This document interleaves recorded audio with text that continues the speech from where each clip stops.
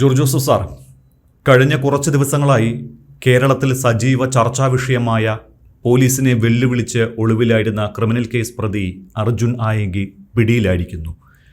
പോലീസിനെതിരെ ഭീഷണി മുഴക്കി രംഗത്തെത്തിയ അർജുൻ ആയങ്കി പിന്നീട് ആഭ്യന്തരമന്ത്രി രമേശ് ചെന്നിത്തലയെ വെല്ലുവിളിക്കുന്നതിലേക്കും മുഖ്യമന്ത്രി വി ഡി സതീഷിനെ പരിഹസിക്കുന്നതിലേക്കുമൊക്കെ കാര്യങ്ങൾ നീങ്ങിയതാണ്. ഒടുവിൽ ഇന്ന് പുലർച്ചെ 2 മണിയോടെ കണ്ണൂരിലെ അഭിഭാഷകയുടെ വീട്ടിൽ ഒളിവിലിരിക്കെയാണ് DIGയുടെ നേതൃത്വത്തിലുള്ള പോലീസ് സംഘം സാഹസികമായി അർജുൻ ആയങ്കിയെ പിടികൂടിയത്. ഇതിലേക്ക് വരുന്നതിന് മുൻപ് ഒരു ഓട്ടോ ഡ്രൈവറാണ് ആയങ്കിയെ പിടികൂടാൻ സഹായിച്ചത് എന്ന് സകലമാന മാധ്യമങ്ങളിലും വാർത്ത വരുന്നു. ഓട്ടോറിക്ഷയിൽ അഭിഭാഷകയെ കാണാനെത്തിയപ്പോൾ ഓട്ടോ ഡ്രൈവർ സംശയം തോന്നി പോലീസിനെ അറിയിച്ചു എന്നാണ് വാർത്ത. ശരിക്കും ഇതൊരു ചതിയല്ലേ? അങ്ങനെ ചോദിക്കാൻ കാരണം, ആയങ്കി ഒരു ഗുണ്ടയാണ്. ഇയാൾക്ക് ഒരുപാട് ഗുണ്ടാ ഗ്യാങ്ങുകളുമായി ബന്ധമുണ്ട്. ആ ഓട്ടോ ഡ്രൈവർക്ക് ഇനി സുഖമായി ഉറങ്ങാൻ പറ്റുമോ? നിർണായകമായ ഒരു വിവരം പോലീസിന് നൽകിയാൽ അത് ചോരാതിരിക്കാനെങ്കിലും പോലീസ് നോക്കേണ്ടിയിരുന്നില്ലേ? അത് തീർച്ചയായിട്ടും ഓട്ടോ ഡ്രൈവറിൻ്റെ ജീവൻ ഒരു ഭീഷണി ആണ് എന്ന് ഒക്കെ വാർത്തകളും വരുന്നുണ്ട്. പക്ഷേ അങ്ങനെ അങ്ങ് പോയി കഴിഞ്ഞാൽ പോലീസിനൊരു വിവരം, ഇത്രയും പ്രൊഫഷണലായ ഒരു ഗുണ്ട, അയാളെപ്പറ്റി ഒരു വിവരം ഓപ്പണായിട്ട് കൊടുക്കുന്നതിന് നല്ലതെന്ന് എനിക്ക് തോന്നുന്നത്. അങ്ങനെ ആരെയും കൊല്ലാനൊന്നും പിടിക്കാനൊന്നും ഒരു ഗുണ്ടകളും തയ്യാറാകില്ല. അതോടുകൂടി അവൻ്റെയൊക്കെ അന്ത്യമാകില്ലേ. അതുകൊണ്ട് അത് രഹസ്യമായി സൂക്ഷിക്കാൻ പോലീസ് വെക്കുന്നത് നല്ലതാണ്. കാരണം പക്ഷേ ആ ഓട്ടോ ഡ്രൈവർ നല്ല ധൈര്യമുള്ള ആളാണ്. അയാൾക്ക് ഇവൻ്റെ പ്രതികരണമൊക്കെ അറിയാം. അങ്ങനെ പോയാൽ നമുക്ക് സമൂഹത്തിൽ ജീവിക്കാൻ കഴിയില്ലല്ലോ. ഗുണ്ടകൾ നമ്മുടെ ചുറ്റുവട്ടമുണ്ട്, ഇഷ്ടം പോലെയുണ്ട്. അവരുടെയൊക്കെ ഭീഷണി അത് അത്ര ഒന്നും രീതിയിൽ ആൾക്ക് ഏക്കത്തില്ല. ആൾക്കാർക്ക് അതൊക്കെ പ്രതികരിക്കാനും അതിന് മറുകണ്ഠം ചാടാനും ഒക്കെ അറിയാം. അതുകൊണ്ട് കാലഘട്ടങ്ങൾ മാറി. പഴയ കാലത്താണ് അതൊക്കെ. ആധുനിക യുഗത്തിൽ അങ്ങനെ ആരെയും പേടിക്കേണ്ട ആവശ്യമില്ല. ഗുണ്ടകളാണെങ്കിലും ശരി, ആ ഗുണ്ടകളെ ആൾക്കാരൊക്കെ പരാതി കൊടുത്തു അയാളെ അകത്താക്കാനൊക്കെ അതിന് നല്ല ധൈര്യമുണ്ട് സമൂഹത്തിലുള്ള എല്ലാവർക്കും. അതുകൊണ്ട് ഗുണ്ടകളുടെ ഈ രീതിയിലുള്ള പരിപാടിയൊന്നും ഇനി നടക്കില്ല. സമൂഹം ഉണർന്നു കഴിഞ്ഞു. ജെൻസിയിലെ കുട്ടികൾക്കൊന്നും അങ്ങനത്തെ ഒരു ഭയമില്ല. രണ്ടാമത് ഇപ്പോഴത്തെ പ്രായമുള്ള ആൾക്കാരും അവരും ഈ രീതിയിൽ പ്രതികരിക്കും. അതുകൊണ്ട് ഗുണ്ടകളെ പേടിച്ചൊന്നും സമൂഹം ഇപ്പോഴത്തെ കാലഘട്ടത്തിൽ സമൂഹം നിൽക്കില്ല, അവർ പ്രതികരിക്കും. അതുകൊണ്ട് ആ രീതിയിലുള്ള ഗുണ്ടാപ്പണിയൊന്നും കേരളത്തിൽ ഇനി ചിലവാകില്ല. Okay sir, okay.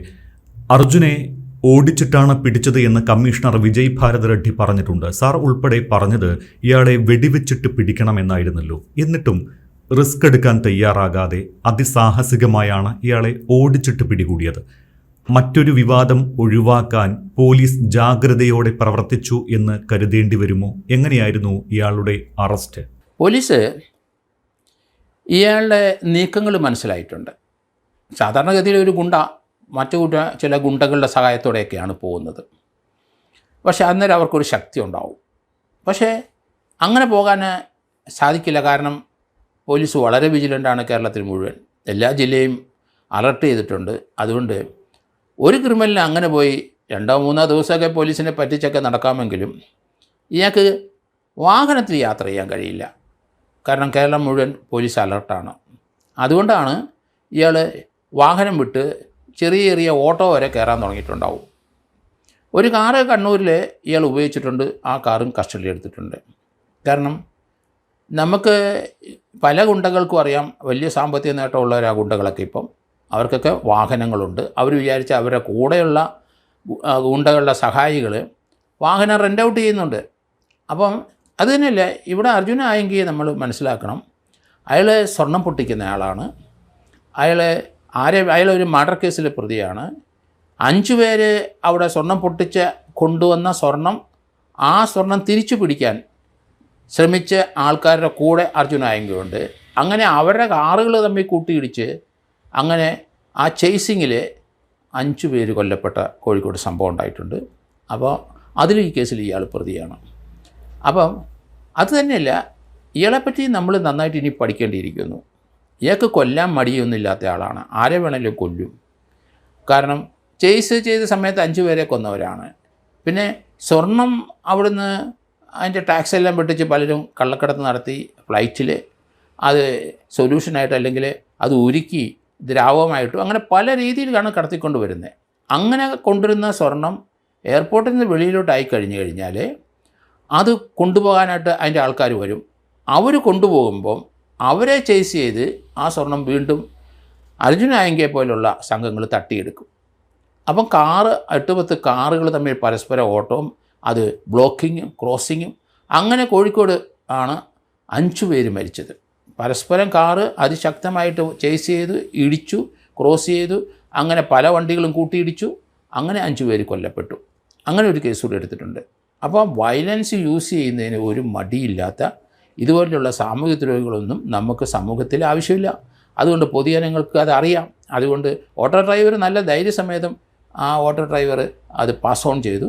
അയാൾക്ക് ആ പേടിയുണ്ടെന്ന് എനിക്ക് തോന്നുന്നില്ല. പക്ഷേ ഓട്ടോ ഡ്രൈവർ തീർച്ചയായിട്ടും പോലീസ് പ്രൊട്ടക്ഷൻ കൊടുക്കും ആവശ്യമുണ്ടെങ്കിൽ. അങ്ങനെ ഒരു സംവിധാനത്തിലേക്ക് ഇനി പോകില്ല. ഇയാളുടെ കൂടെയുള്ള ഗുണ്ടകളെല്ലാം ഒളിച്ചു കഴിഞ്ഞു. കാരണം അവരെ ഏറ്റവും ബഹുമാനിക്കുന്ന ഗുണ്ടയാണ് ഇവനെ. അവനെ പുല്ലുപോലെ പോലീസ് ഇപ്പം കസ്റ്റഡിയിലെടുത്തു. ഇനി അവൻ്റെ അധോഗതിയിലാണ്, താഴോട്ട് പോകും.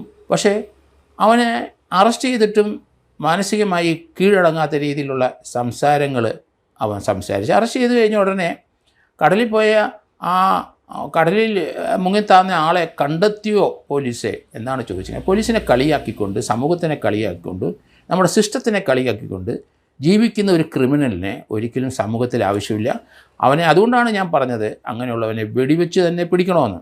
പക്ഷേ പോലീസ് റിസ്ക് എടുത്തിട്ടുണ്ട്. പക്ഷേ ആ ഓടി പിടിക്കാൻ പോയ പോലീസുകാരുടെ അരയിൽ റിവോൾവർ ഇരിക്കുന്നത് ഞാൻ കണ്ടു. അവരെ കൈ ആവശ്യം വന്നാൽ അവർ ഉപയോഗിക്കും.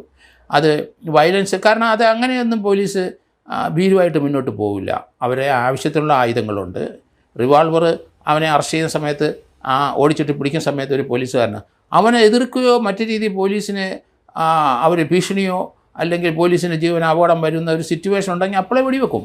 സാധനം സ്റ്റോക്ക് ഉണ്ടല്ലോ പോലീസിൻ്റെ. ഒരാളുടെ കൈ ഞാൻ കണ്ടു, ആ CCTV ദൃശ്യത്തിനകത്ത് അയാളുടെ അരയിൽ റിവോൾവർ ഇരിക്കുന്നതും കണ്ടു. അപ്പോൾ അതുകൊണ്ട് ആ രീതിയിൽ ഗുണ്ടകളാരും മിടുക്കന്മാരാകാൻ നോക്കണ്ട. വെടിവെച്ച് വീഴുക്കുക എന്നുള്ള ആവശ്യം വന്നാൽ.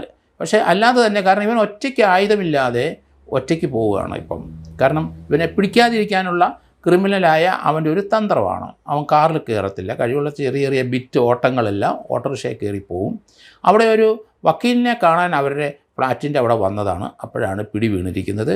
ഏതായാലും അയാളെ പിടിച്ചുടനെ കാര്യം സാമൂഹ്യമായ ഒരു വിമർശനം നടത്തി കടലിൽ പോയ ആളെ കിട്ടിയോ എന്നൊക്കെ ചോദിക്കുന്നത് ഒരു ഇൻസൾട്ടായിട്ട് പറഞ്ഞു. അത് അവൻ്റെ രീതിയിലുള്ള സംഭാഷണമാണ്. പക്ഷേ പോലീസ് അതൊന്നും മൈൻഡ് ചെയ്യേണ്ട ആവശ്യമില്ല. അവനെ ബലം പ്രയോഗത്തിൽ തന്നെ പിടിച്ചെടുത്തു. പക്ഷേ അവനെ അതിന് വയലൻസോ അല്ലെങ്കിൽ അവൻ്റെ കയ്യിൽ ആയുധങ്ങളോ ഒന്നുമില്ലാതെ ആണ് അവൻ മുന്നോട്ട് പോയത്. അതുകൊണ്ടാണ് പോലീസ് വെടിവെക്കാതിരുന്നത്. കാരണം ഓടിച്ചിട്ട് പിടിക്കാൻ കഴിയും. അങ്ങനെ ഒരു DIG അങ്ങനെ തന്നെയാണ് വർത്തമാനം പറഞ്ഞത്. അതുകൊണ്ട് ഇവൻ്റെ ഇനിയുള്ള കേസുകളുടെ റിമാൻഡെല്ലാം കഴിഞ്ഞ് കഴിയുമ്പോൾ ജാമ്യം കിട്ടാനായിട്ട് വലിയ ബുദ്ധിമുട്ടുണ്ടാവും. അത്ര ഈസിയല്ല. കേരള ഹൈക്കോടതിയിൽ നിന്നും ജാമ്യം കിട്ടാൻ സാധ്യത കുറവാണ്. ഡൽഹിയിൽ പോയി കഴിഞ്ഞാൽ ഇവൻ ഇവിടെയുള്ള ചെയ്തികളൊക്കെ അവിടെ പറയേണ്ടി വരും. അങ്ങനെ പറഞ്ഞാൽ ഡൽഹിയിലും ജാമ്യം കിട്ടാനുള്ള കാര്യങ്ങൾ തള്ളി നീക്കും. അത് നടക്കത്തില്ല. അത് തന്നെയല്ല, ഇവൻ്റെ പണമില്ലാതെ വന്നുകൊണ്ടാണ് ക്രൗഡ് ഫണ്ടിങ്ങിലോട്ടാവും അവൻ്റെ അനിയൻ പോയത് ആയിരിക്കാം. എങ്കിലും നല്ല സാമ്പത്തികമുള്ള രീതിയിൽ തന്നെയാണ് അവൻ്റെ നടപ്പ്, ഇരിപ്പും പെരുമാറ്റങ്ങളും എല്ലാം. അവൻ്റെ ആവശ്യത്തിന് പൈസയുണ്ട്. പക്ഷേ പണം സമ്പാദിക്കാനുള്ള മറ്റൊരു മാർഗ്ഗമാണ് ക്രൗഡ് ഫണ്ടിങ്. ധാരാളം ആൾക്കാർ അത് ചെയ്യുന്നുണ്ട്.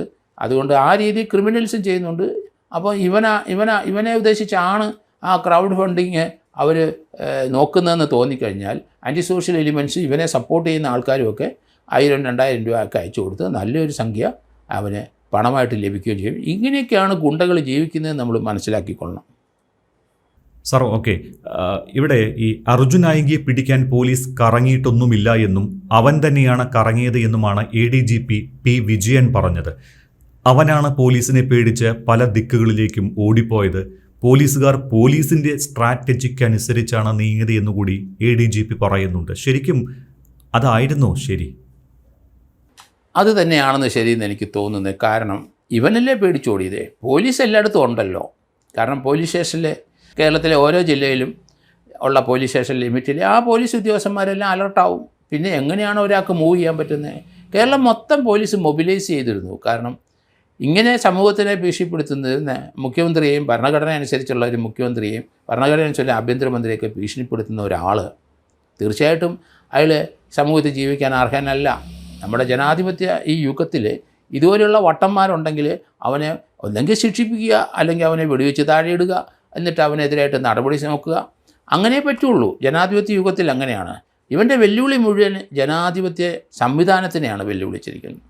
പോലീസിനെ, അവിടുത്തെ നിയമ നടപടി എടുക്കുന്ന SHOമാരായ കോതമംഗലത്തെ SHO, ഊന്നുകല്ലിലെ SHO, അവരെയൊക്കെ അവരെ കുടുംബത്തിൽ പെൻഷൻ വാങ്ങിച്ച് അവർക്ക് ഇനി കുടുംബത്തിൽ ജീവിക്കാൻ കഴിയില്ല എന്നവരെയൊക്കെ പ്രഖ്യാപിച്ച ഒരുത്തനാണ്. അപ്പോൾ ഇവന് ഇനി ജാമ്യം ലഭിക്കാൻ സാധ്യത വളരെ കുറവാണ്. സുപ്രീം കോടതി കൊടുക്കുമെന്ന് എനിക്ക് തോന്നുന്നില്ല. പണത്തിൻ്റെ കൊഴുപ്പും പാർട്ടിക്കാരെ ചില ആൾക്കാരുടെ സ്വാധീനം കൊണ്ട് ഇതുപോലുള്ള ഗർവുകളും അഹങ്കാരികളുമായ കുറേ ആൾക്കാർ സമൂഹത്തിലുണ്ട്. അവരെ കൂടെ ഇനി ഇതുപോലെ തൂക്കുന്നത് ആഭ്യന്തരമന്ത്രിക്ക് നല്ലതാണ്, അല്ലെങ്കിൽ മുഖ്യമന്ത്രിക്ക് നല്ലതാണ്. അത് കേരളത്തിലെ ജനങ്ങൾ മുഴുവൻ കാക്ഷിക്കുന്നു. അതാണ്. അപ്പോൾ ആ രീതിയിലുള്ള നടപടി അതിശക്തമായി നടക്കും. ഇവിടെ ഗുണ്ടകളുടെ പർദീസയല്ല കേരളം എന്ന് ആഭ്യന്തരമന്ത്രി ഇന്ന് പ്രസ് കോൺഫറൻസിൽ പറയുന്നതും കേട്ടു. അത് ശരിയാണ്.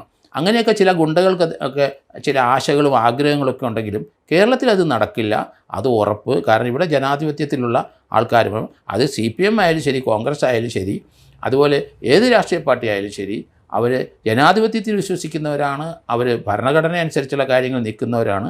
ഇതുപോലെയുള്ള ആൾക്കാരെ സംരക്ഷിക്കാനുള്ളതായ പാർട്ടികളല്ല അവരാരും. കാരണം ഇങ്ങനെയുള്ളവർ അവരുടെ കീഴിൽ അഭയം തേടാൻ ശ്രമിക്കുന്നത് നമ്മളിപ്പം കണ്ടല്ലോ. ഇവനൊരു CPMകാരനാണ്, ഞാൻ അടിയുറച്ച CPM പ്രവർത്തകനാണ് എന്നൊക്കെ വീമ്പിളക്കുന്ന കണ്ടപ്പം ജയരാജ് ഉൾപ്പെടെ, മുഖ്യമന്ത്രി ആയിരുന്ന പിണറായി വിജയൻ ഉൾപ്പെടെ തള്ളിപ്പറയുന്നത് നമ്മൾ കണ്ടു. അതുകൊണ്ട് ക്രിമിനലായി മുദ്ര കുത്തിയ ഒരാൾക്ക് ഒരു പാർട്ടിയും സംരക്ഷണം കൊടുക്കാനുള്ള സാധ്യത വളരെ വിരളമാണെന്ന് ക്രിമിനൽ ഓർക്കുന്നത് നല്ലതായി. കാരണം ക്രിമിനാലിറ്റി മുഴുവൻ കാണിക്കുന്ന രാഷ്ട്രീയ പാർട്ടി പ്രൊട്ടക്ഷനിലാണ് അവർ എന്ന് നമുക്കറിയാം. പക്ഷേ ഒരു പരിധി കഴിഞ്ഞാൽ ഇവരെ ആരെയും രാഷ്ട്രീയ പാർട്ടികൾ സംരക്ഷിക്കില്ല എന്നുള്ളൊരു കൃത്യമായ ഉദാഹരണമാണ് അർജുൻ ആയങ്കിയുടെ.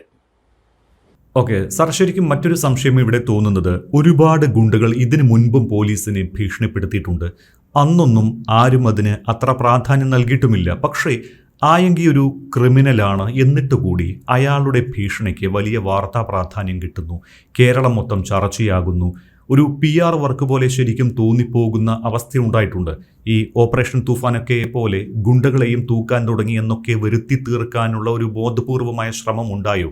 അങ്ങനെ ചോദിക്കാൻ കാരണം, ആഭ്യന്തരമന്ത്രിയെ പോലും ഭീഷണിപ്പെടുത്തിയാൽ എവിടെ ഒളിച്ചിരുന്നാലും പോലീസ് തൂക്കുമെന്ന് ആയങ്കിക്ക് എന്തായാലും അറിയാം. എന്നിട്ടും അങ്ങനെ സംഭവിച്ചത് എന്തുകൊണ്ടാണ്?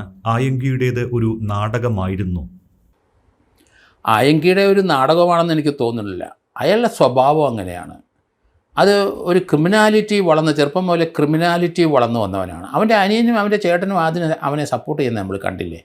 ഒരാൾ ക്രിമിനലായി മാറിക്കഴിഞ്ഞാൽ, ഒരു വീട്ടിലൊരാൾ മാറിയിട്ടുണ്ട്, ചിലപ്പം വീട്ടിലെ മറ്റു സഹോദരങ്ങളും സഹോദരിമാരും മാതാപിതാക്കളും അവനെതിരാവും.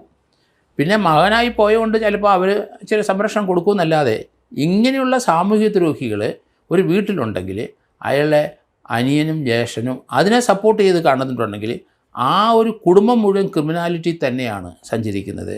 കാരണം സമൂഹത്തിനെ പേടിയില്ല. അവരുടെ വ്യക്തിപരമായ താല്പര്യങ്ങളും അവർ വിചാരിക്കുന്ന കാര്യങ്ങളും നടക്കാൻ സമൂഹത്തിനെ ഭീഷണിപ്പെടുത്തി അവർ മുന്നോട്ട് കൊണ്ടുപോകുന്ന ഒരു ആളാണ്. അയാളുടെ ജ്യേഷ്ഠനും അയാളുടെ അനിയനും ഇവൻ്റെ രീതിയിലുള്ള ക്രിമിനാലിറ്റി ഉള്ളവരാണ്.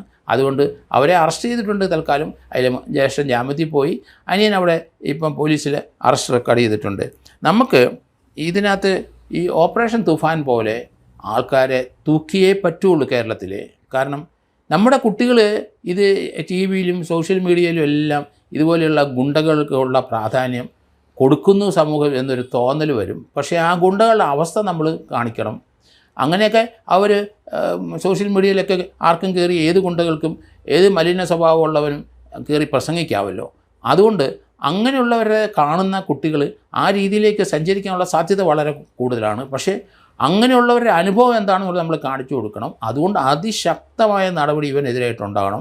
കാപ്പ കേസിൽ ഇമ്മീഡിയറ്റ് ആയിട്ട് അയാളെ അറസ്റ്റ് റെക്കോർഡ് ചെയ്തങ്ങ് പോകണം.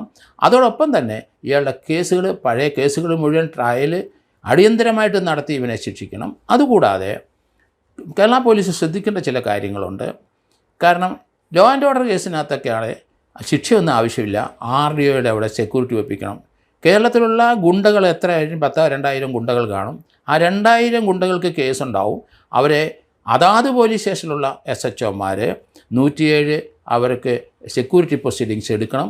കാരണം അവരിന്ന് ബോണ്ട് വാങ്ങണം, RDOയ്ക്ക് കൊടുക്കണം. അതിനൊരു ഗുണമെന്ന് പറയുന്നത്, RDO ബോണ്ട് വാങ്ങി വെച്ച് കഴിഞ്ഞാൽ പിന്നെ ഏതെങ്കിലും ഒരു ആളെ ഭീഷണിപ്പെടുത്തിയെന്ന് ഒരു പരാതി, ഒരു പെറ്റിഷൻ മാത്രം മതി, ഇവൻ്റെ ബോണ്ട് ഓട്ടോമാറ്റിക്കായിട്ട് അതുകൊണ്ട് RDOയുടെ ക്യാൻസൽ ചെയ്യും, അകത്ത് പൊക്കോളും, 1 വർഷം കടന്നോളും. അതുകൊണ്ട് തുടരെ 107 ഇങ്ങനെയുള്ളവർക്കാണ്. കേരളത്തിലെ മുഴുവൻ ആൻറ്റി സോഷ്യൽ എലിമെൻറ്റിനെതിരായിട്ടും ഗുണ്ടകളെ സഹായിക്കുന്നവരും ഗുണ്ടകൾക്ക് പണം സംഭാവന ചെയ്തവരും സോഷ്യൽ മീഡിയ അവനെ സപ്പോർട്ട് ചെയ്തവർക്കെതിരായിട്ട് 107 അടിയന്തരമായിട്ട് CRPC അതനുസരിച്ച് എനിക്ക് തോന്നുന്നത് BNSS അത് സെക്ഷൻ വ്യത്യാസം ഉണ്ടാവും. അങ്ങനെയുള്ള നടപടിയിലേക്ക് പോലീസ് അടിയന്തരമായിട്ട് പോകണം. DGPയും ആഭ്യന്തര വകുപ്പ് മന്ത്രിയും അത് ശ്രദ്ധിക്കണം. കാരണം കേരളത്തിൽ അത് വളരെ ചുരുക്കമാണ്. 107 പ്രൊസീഡിങ്സിലോട്ട് ഇവരെ കൊണ്ടുപോകണം, ബോണ്ട് വെപ്പിക്കണം. കാരണം ശിക്ഷ ഉണ്ടെങ്കിലും ബോണ്ട് അത്യാവശ്യമാണ്. അവൻ ജാമ്യത്തിൽ ഇറങ്ങിക്കഴിഞ്ഞാൽ ഈ ബോണ്ടിൻ്റെ വയലേഷൻ എന്തെങ്കിലും കാണിച്ചിട്ടുണ്ടെങ്കിൽ ആ കേസിൻ്റെ ശിക്ഷ അനുഭവിക്കുന്നത് ചിലപ്പോൾ അവന് ഹൈക്കോടതിയിൽ സുപ്രീം കോടതിയൊക്കെ പോയി രക്ഷപ്പെട്ടെന്ന് വരാം. പക്ഷേ RDOയുടെ ബോണ്ട് 1 വർഷം എന്ന് പറഞ്ഞാൽ ആ ബോണ്ട് വയലേഷൻ വന്നിട്ടുണ്ടെങ്കിൽ 1 വർഷം അകത്തോട്ട് പോകും. അതുതന്നെയല്ല, ഈ ആയങ്കിയുടെ സഹോദരൻ ജ്യേഷ്ഠനും അവൻ്റെ അനിയനും ഇവനോടൊപ്പം ക്രിമിനാലിറ്റിയിലേക്ക് സഞ്ചരിക്കുന്നവരാണെന്ന് നമുക്ക് കൃത്യം മനസ്സിലാകും. കാരണം സമൂഹത്തിനെയും പോലീസിനെയും അതുപോലെ തന്നെ ആഭ്യന്തര വകുപ്പിനെയും മുഖ്യമന്ത്രിയൊക്കെ വെല്ലുവിളിക്കുന്ന രീതിയിലുള്ള സോഷ്യൽ മീഡിയയിലുള്ള ചില റീൽസുകൾ ഇടുന്നത് അവർ വൈഫൈ മുഖേനയാണ്. അതുകൊണ്ടാണ് പോലീസ് ഇവൻ്റെ ലൊക്കേഷൻ കണ്ടുപിടിക്കാനായിട്ട് താമസിച്ചത് എന്നാണ് എനിക്ക് മനസ്സിലാകുന്നത്. അതുകൊണ്ട് ആ ടെക്നോളജി, വൈഫൈ ടെക്നോളജി ഈ സാധാരണഗതിയിൽ ആരും ഉപയോഗിക്കാറില്ല. ഈ വൈഫൈ ടെക്നോളജിയിൽ ക്രിമിനലായിട്ടുള്ള അതുപോലെ കള്ളത്തരങ്ങൾ കാണിക്കുന്നവരൊക്കെ ഉപയോഗിക്കുന്ന ഒരു ടെക്നോളജിയാണ് വൈഫൈ ടെക്നോളജി. നമുക്ക് സോഷ്യൽ മീഡിയയിൽ അല്ലെങ്കിൽ നമുക്കൊരു മൊബൈൽ ഫോൺ ഉണ്ടെങ്കിൽ നമ്മൾ അതിനകത്ത് മൊബൈൽ ഫോണിലേക്ക് നമ്മൾ ചാർജ് ചെയ്യാനുള്ള പൈസ കൊടുക്കും. അതുകൂടാതെ വൈഫൈ ഉപയോഗിക്കുന്നുണ്ടെങ്കിൽ ആ ഇൻ്റർനെറ്റ് ഉപയോഗത്തിന് സ്പെഷ്യലായിട്ടുള്ള പൈസ കൊടുക്കണം. അത് മന്ത്ലി അടയ്ക്കുകയും ചെയ്യണം. ആ പൈസ അടയ്ക്കുന്നവർക്ക് ഒരു ഗുണം ഉണ്ട്. ഈ അർജുൻ ആയങ്കിയൊക്കെ ചെയ്തതുപോലെ വൈഫൈ അവൻ്റെ മൊബൈലിലുണ്ട്, അവൻ്റെ അനിയൻ്റെ മൊബൈലുണ്ട്. ആ വൈഫൈ എന്ന് പറഞ്ഞു കഴിഞ്ഞാൽ അത് നമുക്ക് റേഡിയോ നമ്മൾ കണ്ടിട്ടുണ്ടല്ലോ, ഒരു ആൻറ്റിനയേ ഉള്ളൂ. ഈ വൈഫൈ കൂടെ നമ്മൾ വെച്ചാൽ ഈ ആൻറ്റിനയെ കൂടെ അതിൻ്റെ ഫ്രീക്വൻസി അങ്ങ് വെളിയിലോട്ട്, റേഡിയോ ഫ്രീക്വൻസി അങ്ങ് വെളിയിലോട്ട് പോകും. ഒരു വയർലെസ് റൂട്ടറാണത്. അതിനകത്ത് നമ്മുടെ ഈ മൊബൈൽ ഫോണിൻ്റെ ആ ഡിജിറ്റലായിട്ടുള്ള സംവിധാനമല്ല, വയർലെസ് കൂടെ അതങ്ങ് പൊക്കോളും. അത് നമ്മുടെ മൊബൈലിൽ വന്നു കഴിയുമ്പം അത് കൺവെർട്ട് ചെയ്യും, അത് ഡിജിറ്റലായിട്ട് അത് കൺവെർട്ട് ചെയ്ത് വരികയാണ്. അപ്പം വയർലെസ്സിൽ കൂടെ വരുന്ന സാധനം അതാണ് വൈഫൈ ആയിട്ടുള്ള ഗുണം. അതിൻ്റെ നമുക്ക് അത് ഡിജിറ്റലായിട്ട് നമ്മുടെ മൊബൈലിൽ വന്നു കഴിഞ്ഞാൽ നമുക്ക് ആരാണ് ഈ വൈഫൈ യൂസ് ചെയ്യുന്ന അയച്ചെന്ന് അറിയണമെന്നുണ്ടെങ്കിൽ അത് ആ വൈഫൈ ആണെന്ന് അറിഞ്ഞാൽ മൊബൈലിൽ നമ്മൾ പ്രസ് ചെയ്ത് കൊടുത്തു കഴിഞ്ഞാൽ അയാളുടെ നമ്പരും അയാളുടെ ഡീറ്റെയിൽസും ലഭിക്കും എന്നാണ് കരുതുന്നത്. അങ്ങനെ വന്നു കഴിഞ്ഞാൽ ആളെ നമുക്ക് മനസ്സിലാവും. അതേ ഒരു ടെക്നോളജി ആണ് ഇവർ ഉപയോഗിച്ചത്. ആ ടെക്നോളജി ഇയാളെ അനിയൻ അജയ് ഉപയോഗിച്ചത്. കാരണം ലൊക്കേഷൻ അറിയത്തില്ല. അന്നേരം കമൻറ്റ് ഇടുകയാണ്. അത് അപ്പോൾ വരെ ഞാൻ നേരത്തെ മുതൽ പറയുന്നുണ്ട്, ഇത് അർജുൻ ആയങ്കി അല്ല ചെയ്യുന്നത്, മറ്റൊരാൾ എവിടെ ഇരുന്ന് ചെയ്യുകയാണ്. ഇപ്പോൾ അത് ലൊക്കേറ്റ് ചെയ്തിട്ടുണ്ട്. അജയ് എന്ന് പറഞ്ഞ ഇവൻ്റെ അനിയൻ തന്നെയാണ് അത് ചെയ്യുന്നത്. അതുകൊണ്ട് ഇവൻ്റെ ഒപ്പം തന്നെ അയാളെയും കൂടെ ഇവയാളുടെ കേസിനകത്ത് അബറ്റർ എന്നുള്ള രീതിയിൽ അയാളെയും കൂടെ പ്രതിയാക്കേണ്ടി വരും അനിയനെ. ആ കുടുംബത്തിലുള്ള എല്ലാ അംഗങ്ങളും ഇതേ രീതിയിലുള്ള ഗുണ്ടായിസമാണ് കാണിക്കുന്നതെന്നാണ് ഇപ്പോൾ മനസ്സിലാവുന്നത്. അതുകൊണ്ട് അവർക്ക് എല്ലാവർക്കും എതിരായിട്ടുള്ള നടപടിയിലേക്ക് ഗവൺമെൻറ് പോകണം.